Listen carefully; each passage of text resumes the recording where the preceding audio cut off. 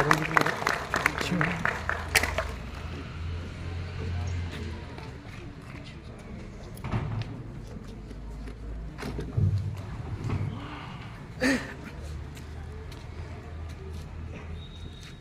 के मुख्य अतिथि doctor Anil Singh Thakur ji, principal government आर्य डिग्री कॉलेज नूरपुर, विद्यालय के प्रधानाचार्य श्री पुरुषोत्तम दीवान जी, जिस वीर की स्मृति में हम यहाँ इकट्ठे हुए हैं, उनके दोनों सपूत यहाँ उपस्थित हैं बतौर हमारे विशेष गेस्ट के तौर पे। कर्नल NS पठानिया जी, श्री कमलजीत जी, लुदोड़ी गांव के सभी लोग जो इस समारोह में शिरकत कर रहे हैं और हमारे अतिथि,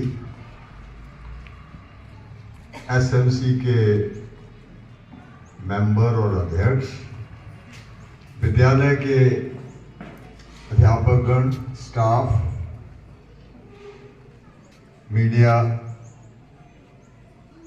से आए लोग, हमारे मित्र,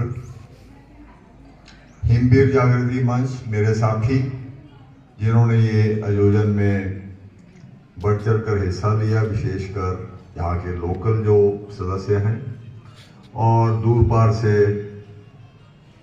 इस फंक्शन में पधारे साथी, और नॉट द लास्ट स्कूल के प्यारे बच्चों, मैं आप सभी का हिमवीर जागृति मंच की तरफ से और अपनी तरफ से धन्यवाद देता हूं कि आपने ये कार्यक्रम आयोजन कर जी। Principal government Arya college Nurpur Shri Ramesh Singh ji, retired inspector general BSF अध्यक्ष हिमवीर जागृति मंच, कर्नल NS पठानिया जो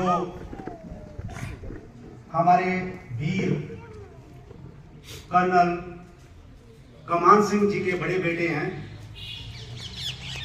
मैं चाहूंगा कि उनके दोनों बेटे दूसरे कमलजीत सिंह जी, मैं इस मौके पर इस वीर धरती लदोड़ी में उनका स्वागत करता हूं। मैं चाहूंगा कि वो दोनों खड़े होकर अपना थोड़ा सा इंट्रोडक्शन दें, ताकि खड़े हैं प्लीज सर, मैं आपको जरूर यहाँ खड़ा करूंगा। ये इसी गांव के बच्चों रहने वाले हैं। बाकी कमान सिंह जी के बारे में हमारे अध्यक्ष महोदय, धन्यवाद सर। साथ ही इसी गांव के जो दूसरे साथी हमारे यहाँ आए,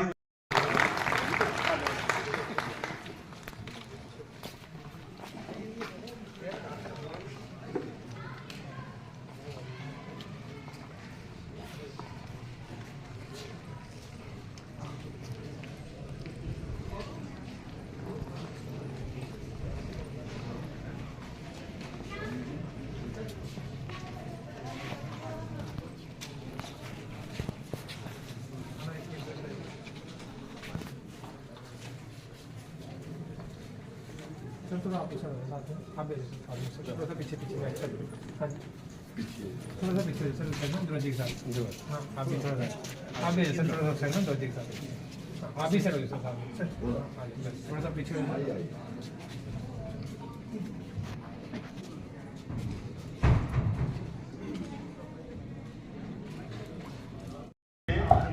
जब उनका जन्म हुआ, उनकी माता का चाइल्ड बर्थ के में ही उनका डेथ हो गई थी, और उनके पिता जो दफेदार विजय सिंह थे, मेसोपोटामिया में 23 कैलोरी के साथ लड़ाई में थे, वहाँ पर प्रिजनर ऑफ वॉर बन गए थे। तो जब वो पैदा हुए तो उनके पास ना उनकी माँ थी और ना ही उनके पिताजी उनके साथ थे। उसके बाद जब वो बाद में फोर्ट हडसन हॉर्स में भर्ती होके गए तो ऑफिसर बनना चाहते थे, तो उनके स्क्वाड्रन कमांडर ने उनको मना कर दिया कि मैं आपको रिकमेंड नहीं करूंगा। तो उन्होंने उसके बावजूद अपने कमांडेंट साहब से मिलके अपनी रिक्वेस्ट डाली और उन्होंने उसका टेस्ट दिया और उनको रिकमेंड किया कि इसके टेस्ट में बैठ सकते हैं। जब वो किचनर्स कॉलेज जो झांसी में नौगांव के पास है, वहां पर 2 साल की ट्रेनिंग होती थी और वहां पर हर साल 13 कैडेट्स को 2 साल की ट्रेनिंग के बाद IMA इंडियन मिलिट्री अकेडमी के लिए सिलेक्ट किया जाता था और जो बाकी बच्चे थे जो कैडेट थे उनको वापस उनकी यूनिटों में भेज दिया जाता था। तो जब आर्मी हेडक्वार्टर की टीम आई तो उनको अपने सिलेक्शन में थे, पर जनरल टिक्का खान जो पाकिस्तान के लेफ्टिनेंट जनरल बाद में बने, उनका सिलेक्शन नहीं हो रहा था।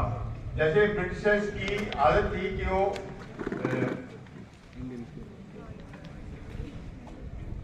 मुस्लिम कम्युनिटी को ज्यादा प्रेफरेंस करते थे हिंदुओं से, तो उनको करने के लिए उन्होंने बोला नहीं, एक स्पेशल बॉक्सिंग का मैच होगा और मैच होगा कमान सिंह और जनरल टिक्का खान के बीच में।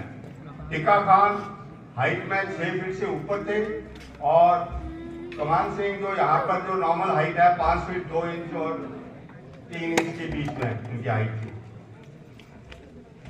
उनको पक्का पता था कि कमान सिंह हार जाएंगे और टिक्का खान सेलेक्ट होके एकेडमी में चले जाएंगे, पर वहां पर वो लड़े और दूसरे राउंड में उन्होंने टिक्का खान को नीचे गिरा दिया।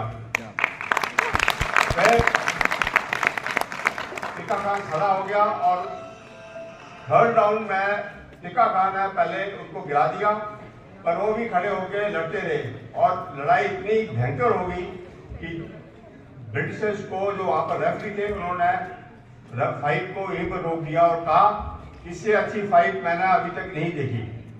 उसके बाद आर्मी हेडक्वार्टर से स्पेशल परमिशन ली गई ताकि 13 की जगह पर 14 कैडेट्स को IMA में भेजने की। तो मेरे आप रहा जिंदगी में, उनमें से सबसे बढ़िया नाम इनका एक इन्हीं की बटालियन के बाद में लेफ्टिनेंट जनरल रिटायर हुए मोहन भंडारी जी, उन्होंने बोला था ये वीरों के वीर हैं। भारतीय आर्मी में इनसे बढ़कर वीरता का प्रदर्शन शायद बार बार किसी ने नहीं किया। एक बार तो जरूर किया होगा, बार बार किसी ने नहीं। मैं सभी को थोड़ा सा इनके बारे में हल्की सी जानकारी दूंगा। इसी गांव में ये 1917 में पैदा हुए थे। 1935 में इन्होंने आर्मी ज्वाइन की। उस समय क्योंकि ये ब्रिटिश इंडियन आर्मी थी, ये बच्चों जरा समझ लीजिए इसका मतलब, ये ब्रिटिश इंडियन आर्मी थी, इंडियन आर्मी नहीं बोलते थे इसको, क्योंकि राज्य ब्रिटिशर्स का था। ईरान में की ब्रिटिश आर्मी के साथ ही थे। उसके बाद द्वितीय महायुद्ध शुरू हो चुका था 1939 में, तो भारत के ऊपर एक्सिस पावर्स का काफी बड़ा आक्रमण हुआ। ऑलमोस्ट इंडिया तक पहुंच गए थे बर्मा को कंकर करके, और फिर ब्रिटिश इंडियन आर्मी ने उनको वहां से खदेड़ना शुरू किया, जिसमें इनकी पलटन भी, कमान सिंह की पलटन भी शामिल थी। ये उस वक्त कैप्टन मेजर रैंक में सर्विस कर रहे थे। और ये इतिहास में लिखा गया है कि इन्होंने 1 या 2 आक्रमण ऑपरेशन, मतलब जिसको बोलते हैं ऑफेंसिव ऑपरेशन नहीं किए, कई ऑफेंसिव ऑपरेशन करते करते रंगून तक पहुंचे। ये अकेले नहीं थे, और भी बहुत सी सेना थी, लेकिन जिस एक्सिस के ऊपर ये लगातार आगे बढ़ रहे थे उस एक्सिस पे इन्होंने बहुत बहादुरी दिखाई और पूरे डिवीजन में इनकी बहादुरी की एक छाप लगी। देश आज़ाद हुआ।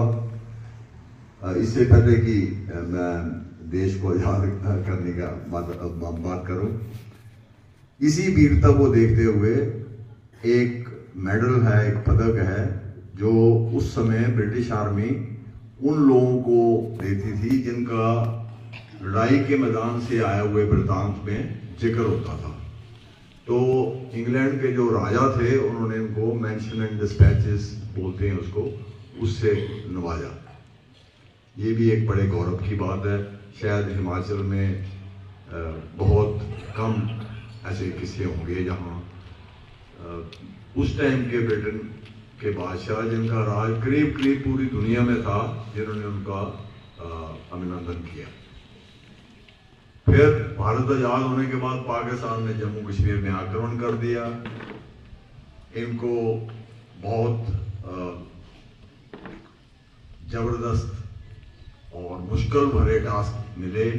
ये उस टाइम 3rd गढ़वाल राइफल को कमांड कर रहे थे और जो उन्होंने 4-5 बढ़िया ऑपरेशन किए हैं वो बेमिसाल हैं।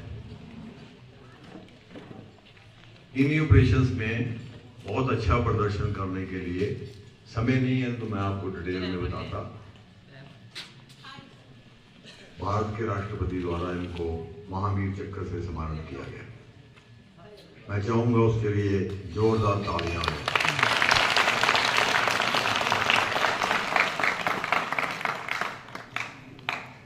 आपने सुना होगा बच्चों ने कि श्रीनगर से मुजफ्फराबाद। ये मत कहना कि आप मेरे लिए क्या कर सकते हैं, ये बताओ कि आप देश के लिए क्या कर सकते हो। तो ये आजकल पॉलिटिकल पार्टियां आके कोई बोलता है आपको ये फ्री दूंगा, आपको ये फ्री दूंगा, इनके बहकावे में नहीं आना आपने।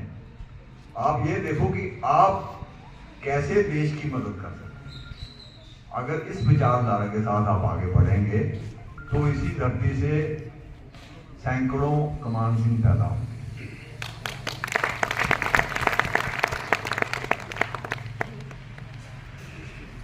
जो काम आज की उम्र में आप कर रहे हैं वही काम पे आप अपना गौर करें, फोकस करें। आप बहुत लकी हैं कि आपके पास इतनी सुविधाएं हैं, ऐसे स्कूल हैं। ये कमाल सिंह साहब जिनकी हम बात कर रहे हैं, ये नूरपुर पढ़ने जाएगा। इमेजिन करिए, पैदल, कोई सड़क नहीं थी, कोई रास्ता नहीं था, कोई गाड़ी नहीं थी। इसके साथ साथ बहुत लोग बोलते हैं कि रोजगार नहीं मिल रहा है। रोजगार उनको मिलेगा जो कुछ करेंगे।